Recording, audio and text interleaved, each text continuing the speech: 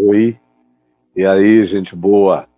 Como é que vocês estão? Eu estou aqui bem, graças a Deus, porque todas as coisas são nossas, sejam as coisas da vida, seja a própria morte, sejam as coisas do presente, sejam as do porvir. Tudo é nosso, e nós de Cristo, e Cristo de Deus. E por isso eu não temo nada. Você diz, você é um fanfarrão, falastrão, dizendo que não teme nada. Não temo, não. Eu não temo, não tenho projeções amedrontadas para o futuro, não tenho planos sobre como eu devo morrer, não devo morrer, não tenho expectativas desenhadas, não tenho sonhos projetados, não faço profecias sobre mim mesmo. Vivo cada dia pela fé como Jesus mandou. Também não ando ansioso de coisa alguma. Se você soubesse o que eu deixei para trás no dia de hoje, você não teria nem vindo fazer esse programa, muito menos pregar. Mas eu estou aqui, olha só, ver se tem algum tremor, temor, paz, equilíbrio, segurança, certeza de que o meu Pai cuida de mim e que eu posso descansar nele. Por quê? Porque o justo viverá pela fé. E diz Deus, e se retroceder, nele não está o meu coração. Então, eu não tenho história de retrocesso. É resistência. A nossa caminhada e a nossa ação nesse mundo é uma ação de resistência. Não é a resistência francesa, nem a inglesa na Segunda Guerra, nem tampouco em qualquer outra guerra. É a resistência dos filhos do reino, resistindo o ódio, a raiva, a ignorância, o obscurantismo, o negacionismo, o anticientificismo, a não-fé, resistência contra os malogros, os enganos, as mentiras, as ideologias cheias das suas idolatrias políticas falsificantes, as religiões do engano, da barganha, da teologia moral de causa e efeito que oprime indivíduos, todo tipo de doutrinação que coloca o homem num estado de amarramento mental. Resistindo estamos nós, resistindo estou eu, resistindo o mal, resistindo à loucura, resistindo à insanidade, resistindo à maldade, resistindo à perversidade, resistindo os sustos, resistindo tudo. E a gente aprende a resistir, a gente aprende a se exercitar, a gente ganha musculatura espiritual, psicológica, emocional, a gente se fortalece, a gente amadurece, a gente segue adiante, a gente não retrocede, a gente continua, a gente não volta atrás. Nós não somos daqueles que saem já de ré. Não, nós só temos marcha de tração para frente e para subida, para lama e para buraqueira, porque eu não estou esperando nenhuma highway daqui até o céu. Não, amigo, não, minha amiga, é subindo. E tem buraco para lá, buraco para cá, tem vala no meio, tem pedra caída, tem lama, tem obstáculo, tem pissarra, tem pântano, tem areiais movediços, tem todo tipo de encontro, mas a gente segue em frente. Dói, dói, arde, é excruciante, é indescritível, é loucura continuar, como diz Paulo, habitar um corpo de morte É uma coisa muito complicada e ele não fez por menos. Ele chamou esse corpício aqui, ó, de corpo de morte. Uma cutícula sai do lugar aqui, dói. Eu fico sem poder botar a mão nem no bolso. O cara não consegue nem pegar dinheiro direito no bolso. Se a cutícula estiver levantada, uma gengiva saída do dente te dá uma nevralgia louca. Um canal aberto quase te enlouquece. Você não tem ideia, tudo dói. E depois de uma certa idade, tudo dói. Às vezes até respirar gera um cansaço brutal. Aí o cansaço... O neto vem, olha aqui, vovô. Você diz, não, peraí, aí tem que abrir uma bolsa. Só um segundinho, meu neto, minha neta, tirar a bolsa, tirar o óculos de dentro da bolsa, botar o óculos na cara. O meu já está agora aqui. Mas tantas vezes é só um minutinho, porque você não faz mais atividades óbvias. Porque habitar um corpo de morte dói. E não é só gente que vai ganhando idade. Jovens também sofrem. Quando estão sofrendo, sofrem muito. Quando está doendo, dói muito. E às vezes com uma desvantagem, que muitos jovens ainda não se calejaram na dor e no sofrimento, não ganharam fibra para suportar. Outros, surpreendentemente, parece que nasceram rígidos para suportarem qualquer coisa. Mas é difícil. Uma das coisas que mais se requer de nós é perseverança e resistência. É isso que Jesus diz que faz parte da vitória final. Ele disse, é na vossa perseverança, é na vossa resistência que ganhareis as vossas almas. Como o Tiago, irmão de Jesus, diz, e, amados, tende por motivo de toda alegria o passardes por várias provações, porque a provação da vossa fé produz rigidez, produz resistência, de modo que quando eu vejo as dificuldades virem, eu digo, bom, o tempo de concentração e descanso passou. Agora é hora de entrar na preparação e eu não estou correndo corrida de 100 metros, entendeu? Eu estou aqui correndo maratonas. E eu vou de maratona em maratona, de maratona em maratona. E nos intervalos eu estou treinando, ajudando o próximo, treinando na empatia que sente a dor do outro, treinando na solidariedade que levanta, que socorre, que carrega pesos, contribuindo com o fortalecimento do meu irmão, da minha irmã, nos dias da sua fraqueza. É assim que a gente treina. E tanto mais quanto a gente treine, mais forte a gente fica, mais experiente também a gente se torna. Mas você já viu aquela história muitas vezes. Então a gente treina na história dos outros para poder estar preparado para viver os pesos, as angústias e as dores da nossa própria história. Mas eu treino ajudando o meu próximo.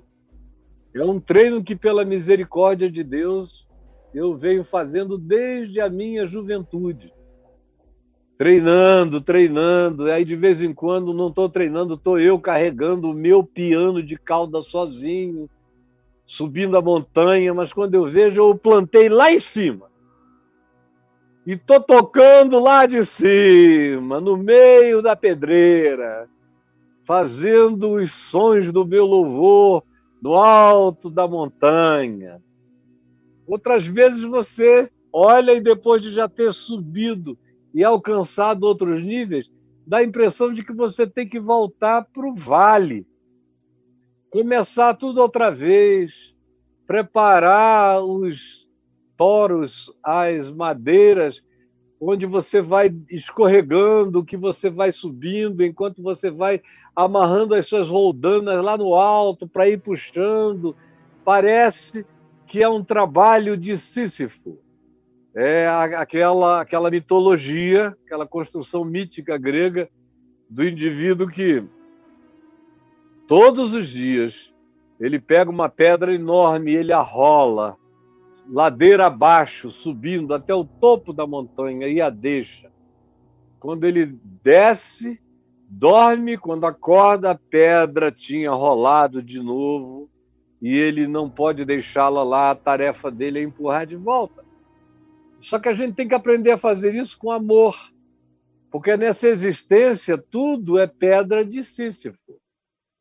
Você faz uma coisa, quando pensa que acabou, tem uma outra começando, é mais ou menos a mesma coisa e não para nunca. E você tem que ter alegria na repetição, tem que ter perseverança. Olha o Sísifo empurrando a pedra dele lá para o alto da montanha. Vai deixá-la lá e no dia seguinte, quando acordar, ela está de volta. Aí ele pega de novo, é o que a gente faz aqui todo dia. É uma vida de Sísifo, só tem uma diferença: sem lamúria, sem murmuração, sem reclamação, sem desistência. Ao contrário, com resistência. Resistência. Você bota o ombro na porta da vida e não deixa o diabo entrar, e vai levando, vai empurrando o bicho. Todo dia, quem empurra sou eu, vou empurrando, e não vou desistindo nunca da minha vida, da minha existência, do meu vocabulário. No máximo eu faço uma volta aqui, sigo. Se não dá para eu fazer um túnel, eu faço volta, ando um pouco mais, mas você vai me achar do lado de lá. Porque com a graça de Deus eu não vou desistir. E você sabe o que dá mais força para a gente numa hora dessa? É aquela oração perseverante, que não volta atrás nunca. No meu caso, por exemplo, além da oração, tem a peroração, que é essa pregação. Essa peroração, enquanto eu faço as minhas perorações e você ouve as minhas pregações, as minhas falas, as minhas orações de fé, que são compartilhadas como perorações públicas, enquanto eu faço isso, eu vou me fortalecendo. Tem gente que me pergunta: de onde é que você arranca tanta força, perseverança, continuidade, ânimo e esperança? Eu digo: da oração e da peroração. Enquanto eu prego para você, eu vou ficando forte. Quanto mais eu prego, mais forte eu fico. Quanto mais eu me comprometo com a fé que eu anuncio, mais raízes profundas na graça de Deus ela põe. E mais ela dá fruto de esperança. Dá fruto de esperança. Os frutos que brotam dessa raiz da resistência, da perseverança, da continuidade, da peroração e da oração são os frutos da esperança, que são doces e que têm um poder de energizar você para a continuidade das tarefas. E você vai até carregando as próprias árvores que você plantou e as vai replantando no novo caminho que você vai abrindo, que você vai rasgando. É como aquele que, pela fé, rasga mortalhas, bota a cabeça para dentro da morte e gargalha. E diz: onde está, ó morte, a tua vitória? Onde está, ó morte, o teu aguilhão? Onde? O aguilhão da morte é o pecado, a força do pecado é a lei, mas graças a Deus por Jesus, que arrancou essa mortalha de sobre mim, que abriu a minha sepultura e disse: vê, tu ressuscitaste dos mortos comigo. Tu já estás assentado comigo nas regiões celestiais. Por isso, é de fé em fé que você vai. É de graça em graça que você segue. É de vitória em vitória que você prossegue. É de resistência que se transforma em perseverança lúcida, que gera experiência poderosa e que coloca você habitado pela árvore da vida e pelos seus frutos que não cessam nunca. Como diz o Apocalipse, os frutos da árvore da vida dão os seus frutos, a árvore da vida dá os seus frutos todos os meses do ano, e até as folhas da árvore da vida são para cura. São para cura. Eu tenho essa árvore da vida plantada em mim. Está plantada em mim. Um dia eu vou encontrar com ela como significação arquetípica nas dimensões celestiais. Mas enquanto eu não chego a esse avistamento, eu olho para dentro e vejo a árvore da vida plantada em mim, que dá fruto todo mês. Dá fruto todo mês. Ela é estranha, ela não tem época de fruto, não tem hora de fruto mais. Antigamente tinha hora de fruto. Agora, ela não para mais de dar fruto. Ela dá fruto na primavera, no verão, no outono e no inverno. Até no inverno, você vai entrando no inverno da vida e a árvore da vida não para de frutificar, porque o chão dela sou eu. O adubo dela é a minha alegria. A raiz dela está plantada na eternidade que me habita. E os frutos dela são amor, alegria, paz, bondade, fidelidade, benignidade, fé, resistência, coragem, perseverança, autocontrole, determinação, segue em frente, não é como a mulher de Ló, não olha para trás, só olha adiante, carrega a semente da fé de Abraão, que está olhando além, além, além e além. E até quando chega o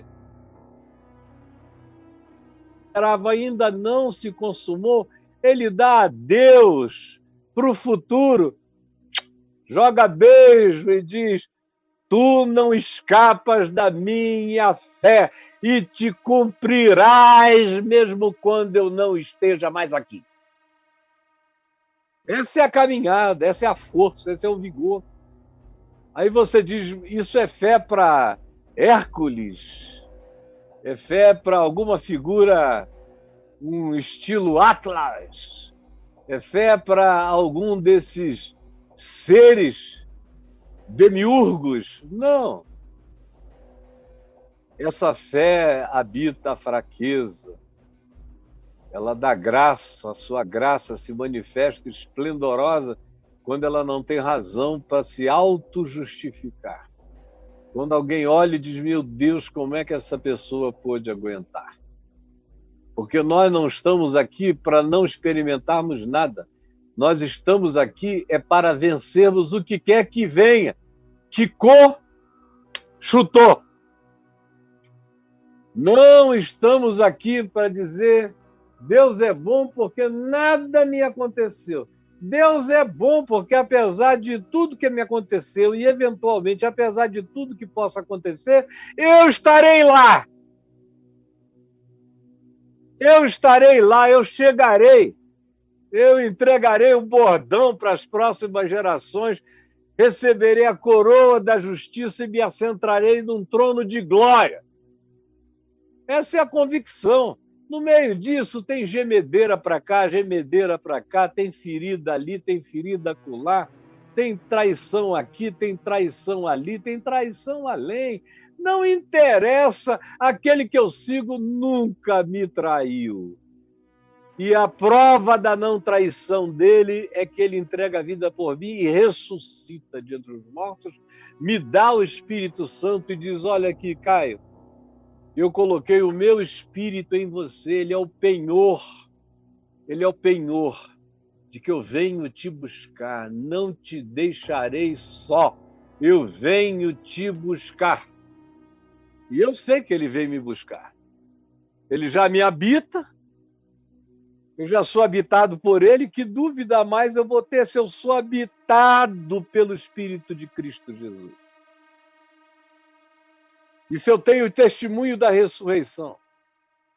E eu sei que ele, que já me derramou o seu Espírito, e que já habita em mim, hoje eu sou a habitação dele, eu sou uma escatologia realizada do fato de que ele veio e se plantou em mim e se tornou para ele próprio o penhor de si mesmo, me dando a garantia de que ele vem me buscar porque ele me habita. Eu vou ter que dúvida além disso? Vou esmorecer de quê? Vou padecer de que mal? Se eu já estou visitado por esse poder que vence todo e qualquer que seja a dimensão infernal. Esse poder que habita esse corpo de morte, o corpo é de morte, o corpo é de fragilidade, mas o poder é de Deus e me habita. E eu disse que uma das coisas que mais nos energizam, no meu caso, é a peroração, é a pregação. À medida em que eu prego, eu me fortaleço, eu fico forte, eu cresço em resistência, eu cresço em resiliência, eu cresço em tenacidade, eu cresço em perseverança, eu cresço em esperança, eu cresço em desassombro, apesar de habitar um corpo que morre, um corpo mortal, um corpo fraco, um corpo envelhecível, um corpo que pode carregar qualquer subteza orgânica a qualquer momento, em qualquer lugar, mas ninguém pode garantir que eu não vou partir de alguma coisa que me traga muita dor física. Eu estou preparado, em nome de Jesus, para qualquer alternativa. E nada vai surpreender, porque, meu Deus, eu faço parte da humanidade, a minha experiência na humanidade é de assistir gente partindo subitamente, um ataque cardíaco, ou rapidamente, ou não tão rapidamente, ou longa e doloridamente. Meu Deus, pode ser de qualquer forma, ou acidentalmente, não me interessa, eu sei que se eu viver é Cristo e se eu morrer é lucro, é tudo que importa, é tudo que interessa. Agora, enquanto isso, o poder de Deus se aperfeiçoa na fraqueza desse serzinho que está aqui. Que vai perdendo força a cada dia. Tem coisas que, por exemplo, quando eu mudei para essa casa, tinha um monte de pedras que estão aqui nesse jardim que eu carreguei sozinho de um lado para o outro, botei no lugar. Tem umas colunas aqui no nosso jardim, onde tem uma videira plantada em cima, numa pérgola. Isso já tem uns 12, 13 anos. 13 anos. A videira. E tem 4 colunas. Eu mandei fazer a sapata e eu fiquei com aquela vontade de fazer aquilo acontecer num dia de sábado. Eu não teria ninguém para me ajudar, nem no sábado, nem no domingo. E eu levantei as colunas, grandes, altas, pesadas, botei no lugar, tinha um senhorzinho me ajudando, idoso, de quase 80 anos. Eu só pedia para ele segurar a linha, para a gente ver se a gente tinha posto o prumo certo e fazendo a amarração com as outras colunas, medindo, tirando, subindo, vendo os níveis, ajeitando, fazendo a cimentada final, depois largando ali com as amarrações de madeira por 3, 4 dias, até que estava tudo duro e forte, concreto suficiente para segurá-las ali como elas estão até hoje. Poderiam ficar anos e anos e anos mais. Agora, hoje, eu não consigo carregar mais nenhuma pedra das que eu carreguei, eu não consigo mais tirar as colunas que eu ergui, botei, aprumei e arrumei, não dá. Quando eu mudei para cá, eu ainda fiz muito trabalho manual. ainda abri muito buraco, ainda plantei muito, ainda fiz um monte de coisas que hoje eu já não posso mais. Já tenho até recomendação médica para nem tentar, porque o corpo é de morte, porque eu estou morrendo. No entanto, o meu espírito, eis que está vivendo. Quando eu estava com aquela força física ainda para fazer essas coisas, o meu espírito estava muito menos exercitado e com muito menos musculatura espiritual do que ele está hoje.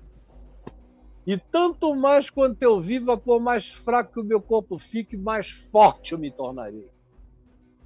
Mais alegre, mais animado, mais esperançoso, mais empoderado em Deus e mais resiliente na oração.